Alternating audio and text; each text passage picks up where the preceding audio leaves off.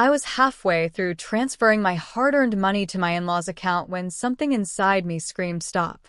It was a tiny moment, a glitch in instinct, but it was loud enough to break the trance I had been in for weeks. Let me take you back a little. 2 years ago, I married into a respectable, seemingly loving family. Or, at least, that's how they marketed themselves. From the outside, they looked perfect, polite smiles, well-dressed dinners, conservative values wrapped in modern polish. But I quickly learned that beneath the surface, something far more calculated was brewing. I should have noticed it earlier, honestly. The way my mother-in-law casually asked how much I made at work during my engagement ceremony. How my father-in-law joked about how lucky their son was to have found a working woman.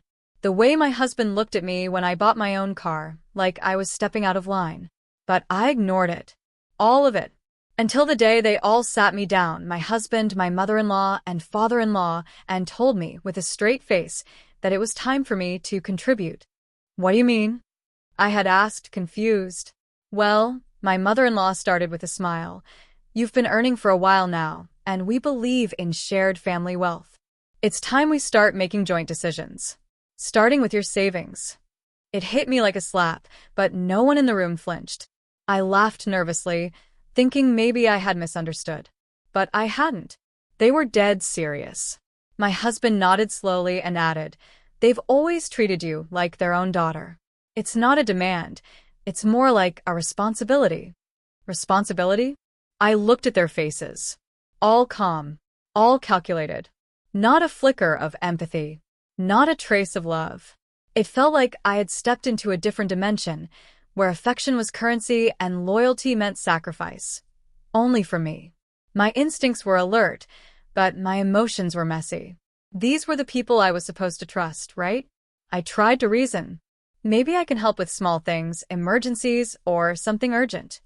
But my husband cut me off. That's not how families work.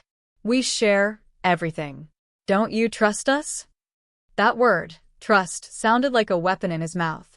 And that night, for the first time, I couldn't sleep. My savings weren't just numbers on a screen.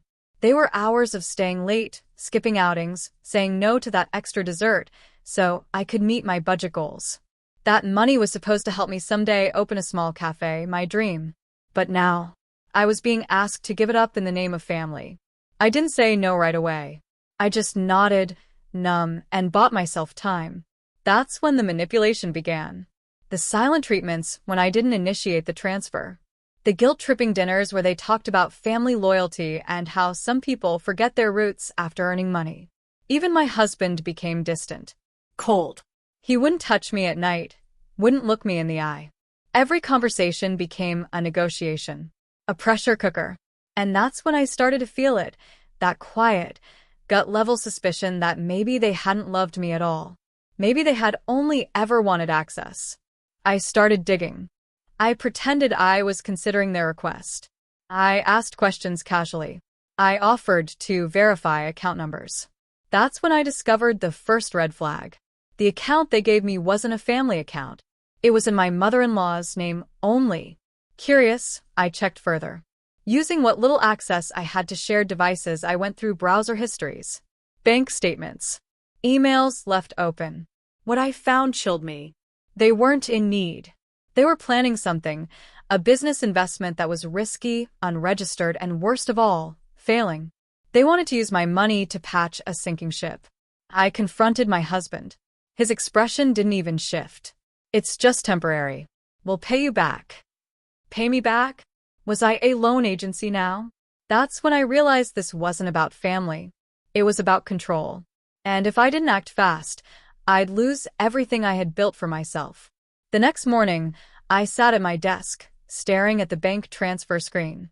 My cursor hovered over the confirm button. My heart pounded. And then, I stopped. And for the first time, I smiled.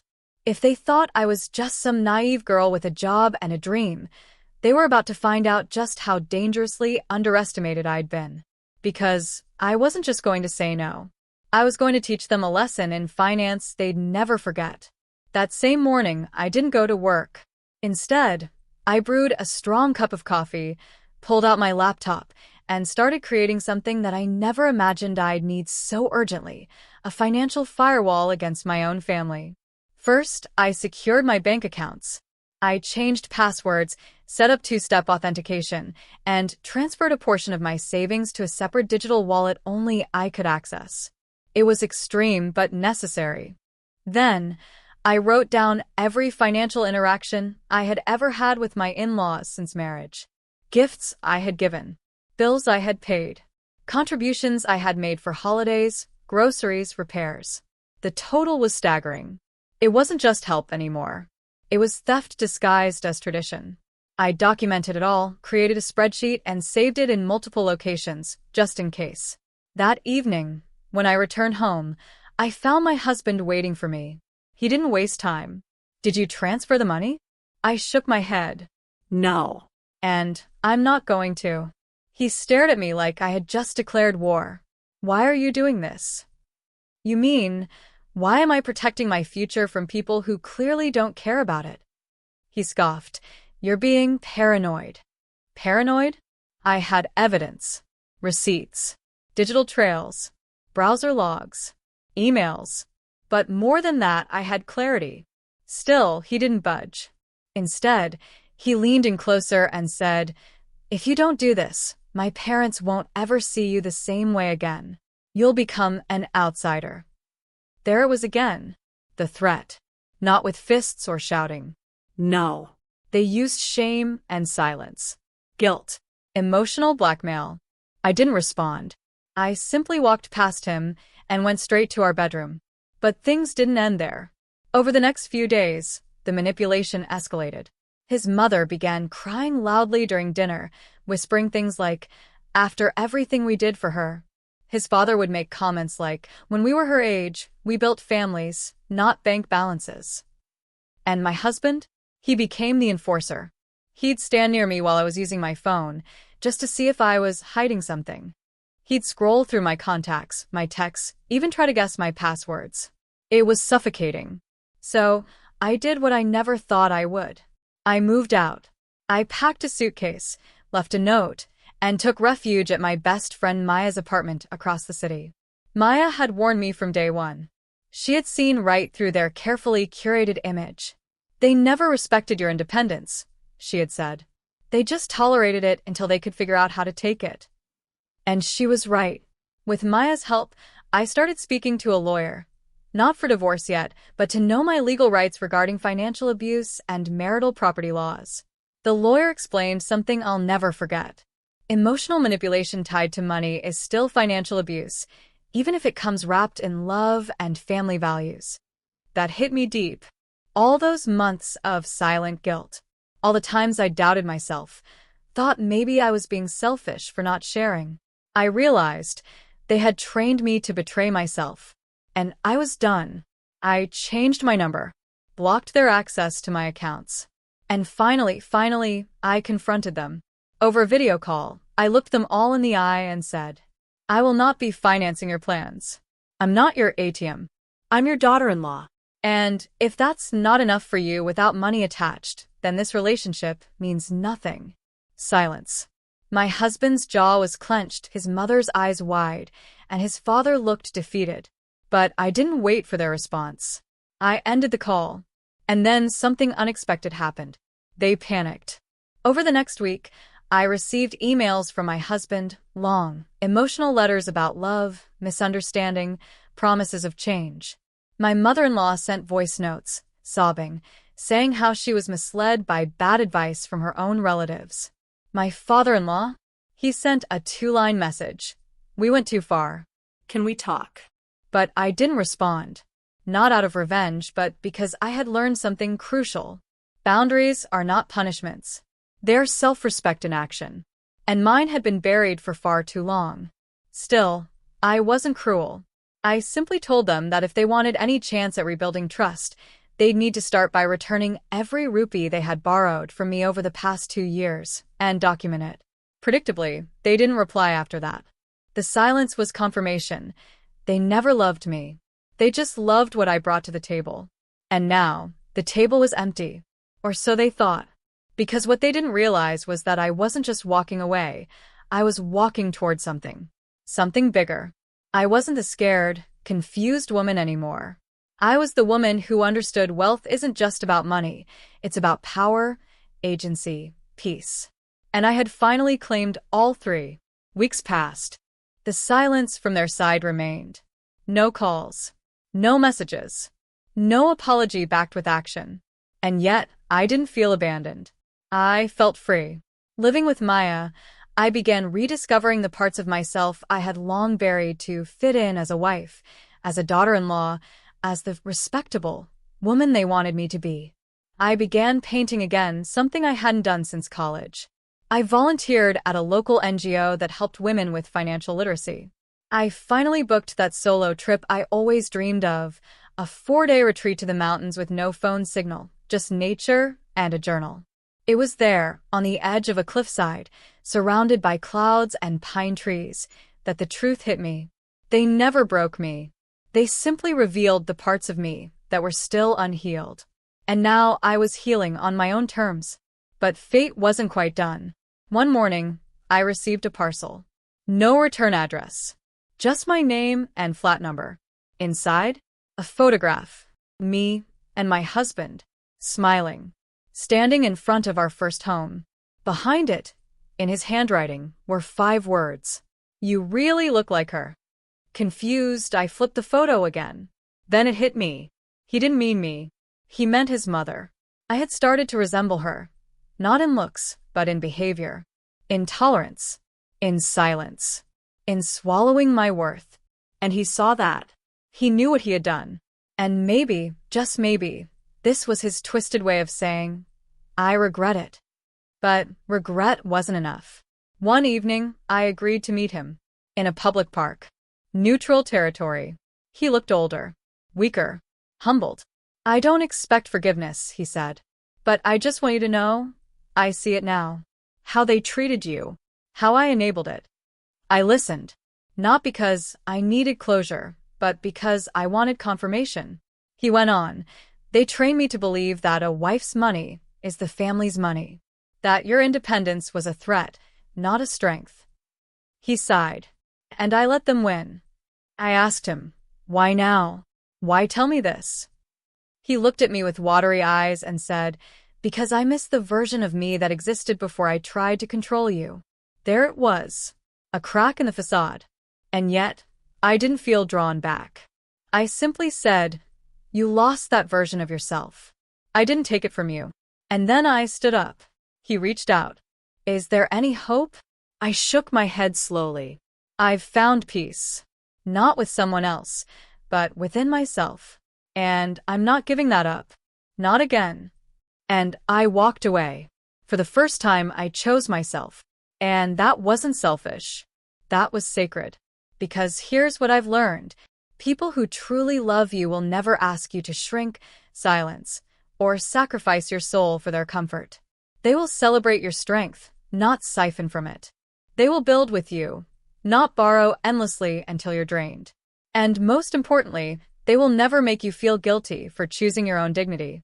In the weeks that followed, I received messages from other women, friends of friends, who had heard pieces of my story. One of them wrote, "Thank you. I thought I was alone. I thought being financially used by your own partner was just part of marriage. You made me question everything. And I needed that." I cried when I read that. Because that's how they trap us, isn't it? They convince us that suffering is just part of love. That silence is nobility. That sacrifice is the only proof of loyalty. But it's not.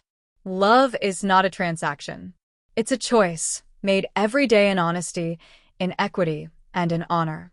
And now? Now I live alone. In a small apartment filled with sunlight, peace, and plants I've named after powerful women in history. I cook for one, but it feels like a feast. I spend my money on things that bring me joy, not approval. And I walk around with my head held high, not because I've won some battle, but because I finally stopped fighting myself. If you're listening to this and something inside you feels unsettled, like a quiet ache that's been waiting for words, it's not a coincidence. Maybe you've felt the same pressure. To be agreeable. To hand over what you've earned. To play the role instead of owning your story. But here's the truth you've been needing to hear. Your worth is not negotiable. Your savings, your success, your spirit, it's yours. Not something to be handed over to buy peace or preserve pride. Love doesn't demand that you empty your wallet or your soul.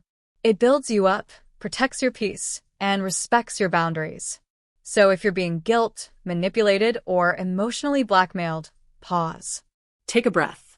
And remember, saying no doesn't make you cruel.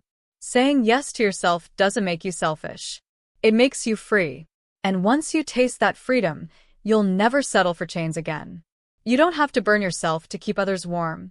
Let them feel the cold of their choices, and let your warmth return to the one who needs it most. You. I know you didn't stumble upon this story by accident. Maybe your heart feels heavy right now.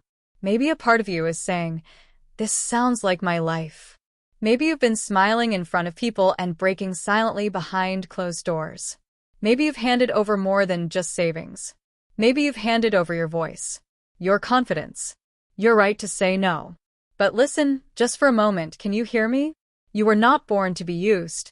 You were not created to be controlled. You were not put on this earth to carry the weight of someone else's entitlement. You are more than someone's bank account. You are more than someone's bargaining chip. You are a soul, wrapped in resilience, crowned with dignity. And no one, not your in-laws, not your spouse, not society, gets to strip that away from you. Let me ask you something. How long will you keep sacrificing your peace for people who see your kindness as weakness?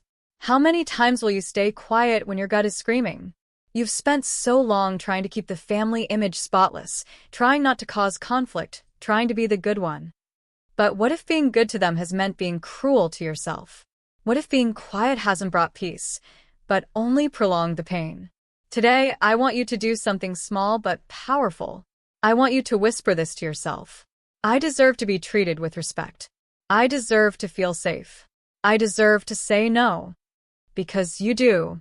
And if your hands tremble when you finally draw that line, if your voice shakes when you finally speak that truth, then know this. That's not weakness. That's your power waking up.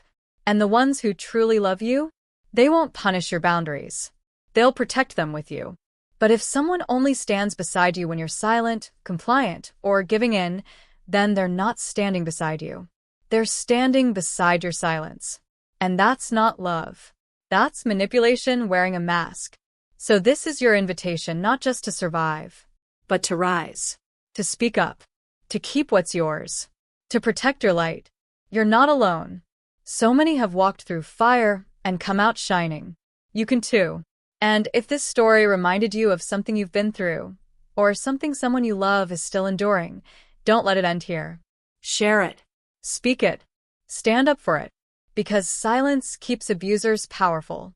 And truth? Truth shatters chains.